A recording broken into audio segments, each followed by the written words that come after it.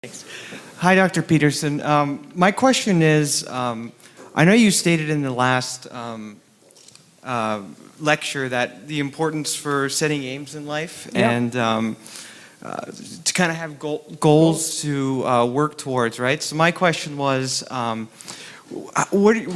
you do that if you don't know where you want to go? Because that's kind of where I got stuck on your future authoring program. Because okay, that's a good question. That's a really good question.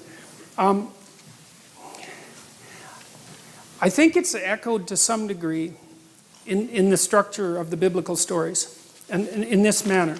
So there's this notion in the Old Testament that morality is following a sequence of prohibitions. There's a bunch of bad things you shouldn't do, and then basically you're good enough. And I think there's wisdom in that. I think that's kind of where children start, right? I mean, I love children and all that, but they're crazy little creatures, and they need to be, civilized. And but partly what you do is you lay prohibitions on them, and mostly what you're trying to do is lay prohibitions on them for the behaviors that, if they manifested, would make their life miserable. So I have another chapter in this book that I'm writing called "Don't Let Your Children Do Anything That Makes You Dislike Them." And the idea there is that your job as a parent is to help your children become the sort of 4-year-olds that adults genuinely smile at when they come into a room, because that makes the entire social environment both truthful and welcoming.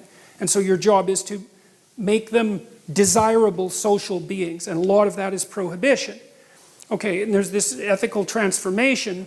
It happens to some degree in the tradition of in the prophetic tradition, where there's a spirit that seemed in some sense to rise above the law. But there's a real transformation between the Old Testament and the New Testament, because the Old Testament is prohibition and the New Testament is, well, here's the good things you do once you're more than merely prohibiting yourself from impulsive sin, let's say. There's a positive good to be accomplished. Well, you might say, well, I don't know what the positive good is. Fair enough, man. So this is why this thing that I've said to people has become this crazy internet meme, but that's to clean up your room, and which is a lot better and more useful than people think. It's a lot harder too, but the first thing you do, I think, and I learned this in part from Solzhenitsyn when he was trying to iron out his soul when he was in the Gulag, because he was trying to figure out how he got there, how he contributed to how he got there. Not Stalin and Hitler, even though they were kind of to blame, but there wasn't much he could do about that. I think what you have to do, and this is part of humility, is you have to look around you within your sphere of influence, like the direct sphere of influence, and fix the things that announce themselves as in need of repair. And those are often small things, and they can be like your room. Put it in order, because the thing is, it isn't exactly so important that your room is in order, although it is. What's important is that you learn how to distinguish between chaos and order, and to be able to act in a manner that produces order. And in most households, there's 100 things that could be done to just make it less hideous and horrible.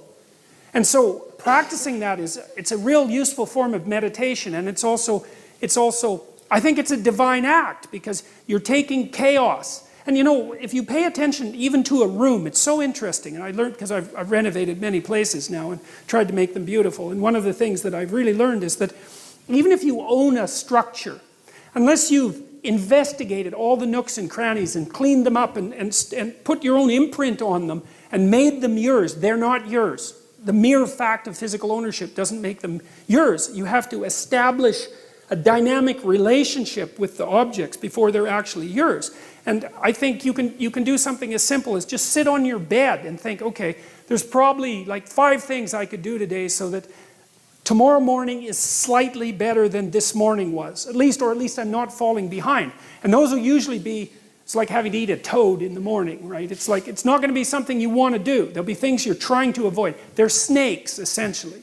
But if you ask yourself, like you're asking someone, which I think is a form of prayer, if you ask yourself, instead of telling yourself, what is it that I could do to set things more right today, that I would actually do? It's usually some small thing, because you're not that disciplined, Then you can go do it. And then you put the world together a little more when you do that. And that spreads out. But you also construct yourself into something that's better able to call order forth from chaos. And that makes you just incrementally stronger. And then the next day, you can maybe take on a slightly larger task. And like, you get the benefit of compound interest if you do that. It's a tremendously powerful technique. And I think if you do that, at some point, instead of just having to fix things up that are not good, you'll start to get a glimmer of the positive things that you could do, you know, the positive things that you could do that would actually constitute a vision. And that's what I would recommend. Thank you. All right. Good night.